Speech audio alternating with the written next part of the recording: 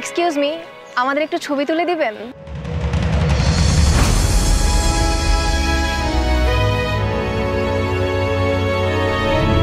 বলছিলাম আমাদের কিছু ছবি তুলে দিবেন। হ্যাঁ, ও হ্যাঁ হ্যাঁ শিওর, চল।